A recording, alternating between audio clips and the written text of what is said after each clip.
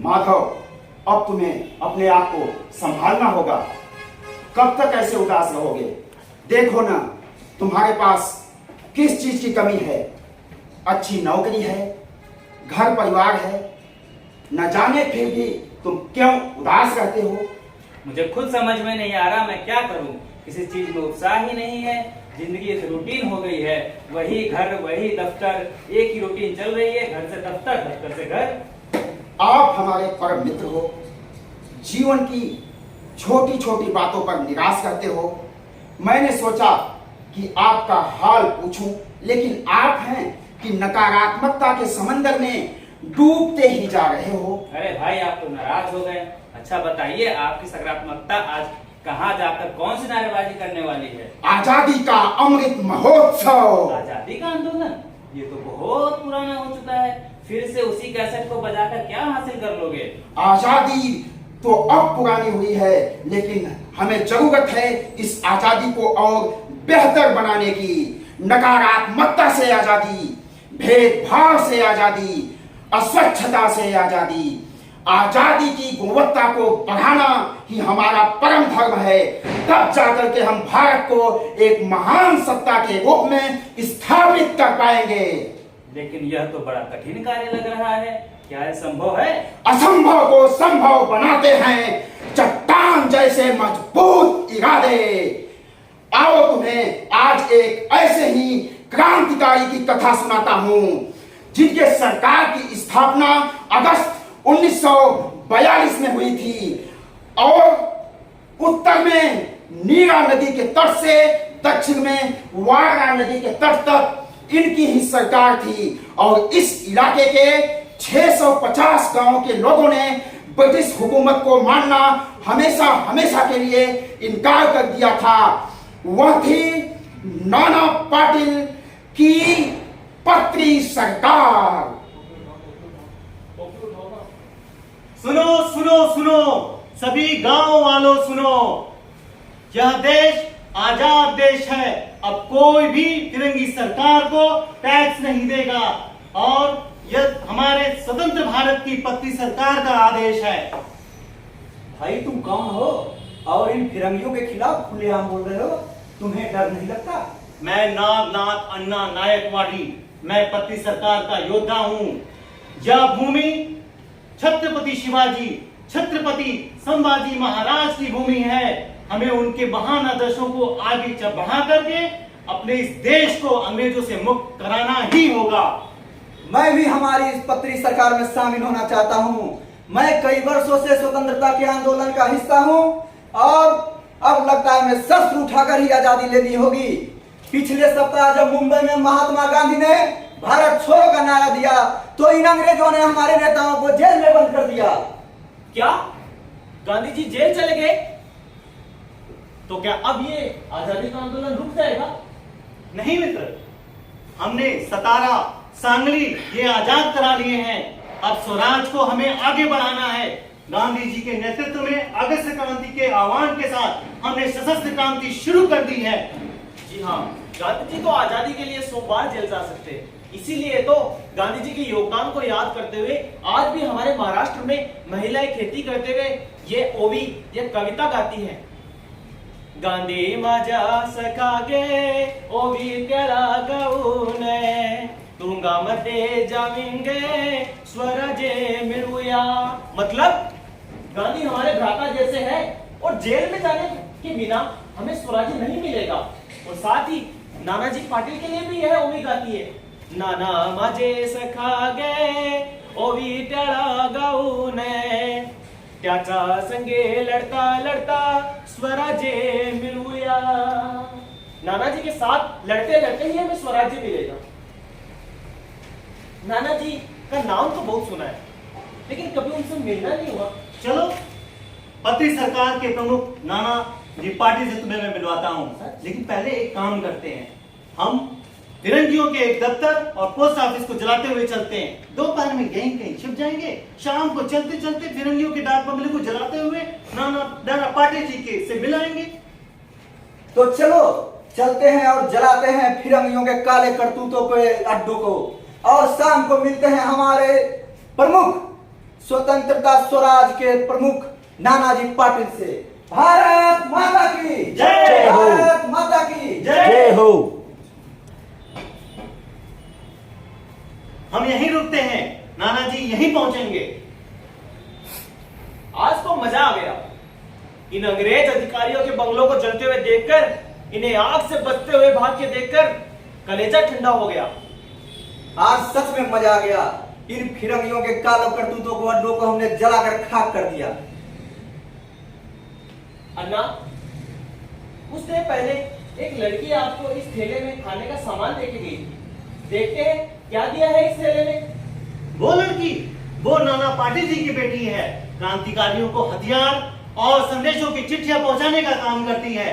क्या तुम्हें पता है, जो जिस बंदूक से तुमने फिरंगियों का सफाया किया, वो फिरंगियों की बंदूक उसकी टीम ने फिरंगियों के पुलिस स्टेशन से चुराई थी। वो देखो, स्वयं नाना पाटिल जी आ गए। राम राम, क्या खबर है आज की? हमने फिरंगियों के डाक बंगले, उनके पोस्ट ऑफिस और एक ऑफिस को जलाया है। हमने 2 फिरंगी मार गिराए। हमारे 3 साथी घायल हुए, लेकिन वो बच जाएंगे। नाना जी, आपकी बेटी कुछ हथियार और एक चिट्ठी आपके लिए सौंपी है।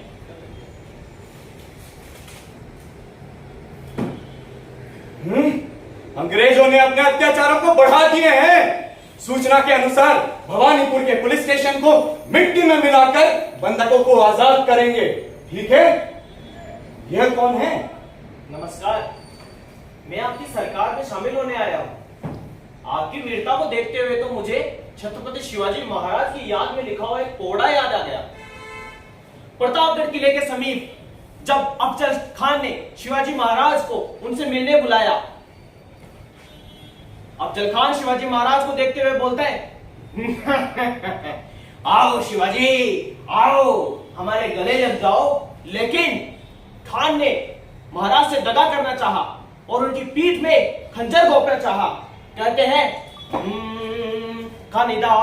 खानिदाभिमान मान्याला, खानिदाभिमान मान्याला, कटारीच वार खान तेला, कटारीच वार खान तेला। लेकिन शिवाजी महाराज की पीठ में लगे चिलखत की वजह से खान का वार खाली गया। इससे पहले खान को समझ पाता, शिवाजी ने भी वार किया। हर खैर आवाज जाला, हर खैर आवाज जाला, चिलखते वतय अंगाला, चिलखते वतय अंगाला। शिवाजी ने अपने वाग्न को निकाल के उसको खान के पेट में डाल दिया और खर खर करते हुए खान का पेट चीर डाला। पोटामंदी बिच वडकलाला, पोटामंदी बिच वडकलाला, टरा टरा फाड़ल पोटाला, टरा फाड़ल पोटाला, तड़ा जेला खाना चा पोतला, बाय रे आली रे आली, बाय रे आली रे आली। बोलो शिवाजी महाराज की जय। वाह शाहिर, आपके इस पोवाड़े से प्रेरणा का संचार होता है। अब हम सांगली, कोल्हापुर एवं सतारा ही नहीं, पूरे हिंदुस्तान को आजाद करेंगे।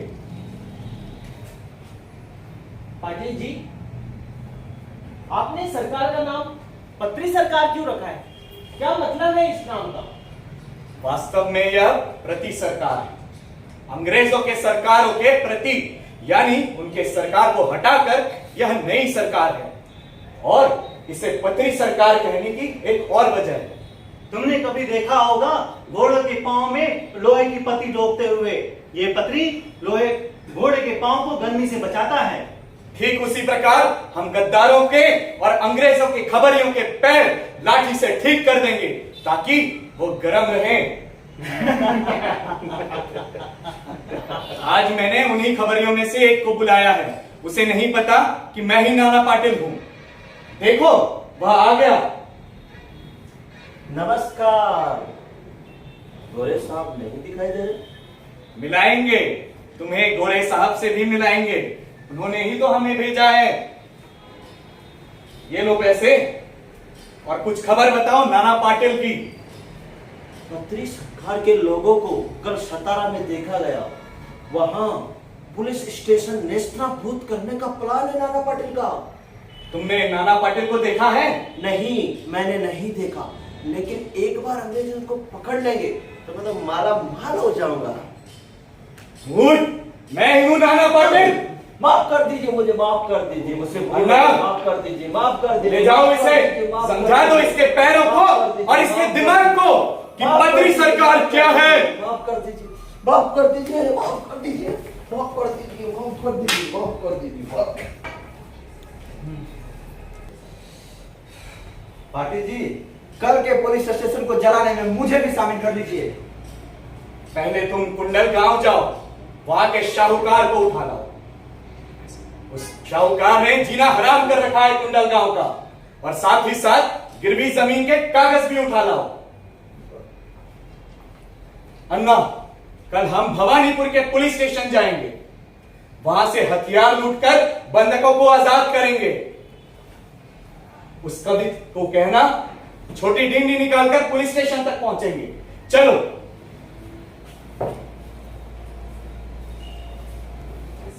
आजा।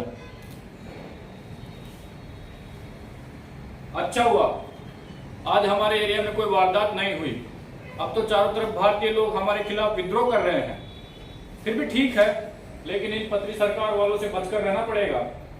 अब तो पूरी जनता ने हमारा हुक्म मानना बंद कर दिया है, डर ही नहीं रहा है। लेकिन लगता है अब तो बस इस डंडे के सहारे ही बचकर रहना पड़ेगा।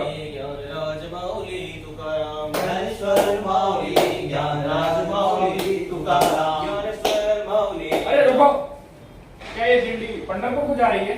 जी सरकार। लेकिन पंढरपुर की दिंडी तो 2 महीने पहले हो चुकी है पूरी। यह दिंडी तेरे पुलिस स्टेशन आई है, पत्री सरकार की दिंडी है ये अंग्रेजी सरकार तुम्हारी इस पत्री सरकार को जड़ से उखाड़ फेंकेगी। क्या क्या बोला? फिर से बोल। बंधकों को आजाद करो, हथियार लूट लो, जो रास्ते में जो भी है उसे गोली से उड़ा दो। भारत माता की जय। मानुष की जान को संगे रुपया में सुरू जिनको की वामरू जिनको की वामरू। इन महान क्रांतिकारियों की वजह से हमने स्वतंत्रता हासिल की है, लेकिन इस स्वतंत्रता का असली अर्थ हमें तब समझ में आएगा जब हम यह जानेंगे कि इन महान स्वतंत्रता संग्राम सेनानियों ने देश को आजाद कराने के लिए अपना पूरा जीवन समर्पित कर दिया था। और इसके बाद इन महान सेनानियों के जीवन को देखकर अब मुझे नई दृष्टि आई है। हमें सब कुछ मिला है, पर हम बेकार ही नकारात्मकता से भरे रहते हैं। अब हमें इन क्रांति सूर्यों की तरह नकारात्मकता के अंधकार को मिटाना ही पड़ेगा। अब तुम सही राह पर हो। अब हम आजादी का अमृत महोत्सव मना रहे हैं और आगे आने वाले 25 वर्षों के अमृत काल में हमें मेहनत करके इस भारत को एक महान सत्ता के रूप में स्थापित करना होगा।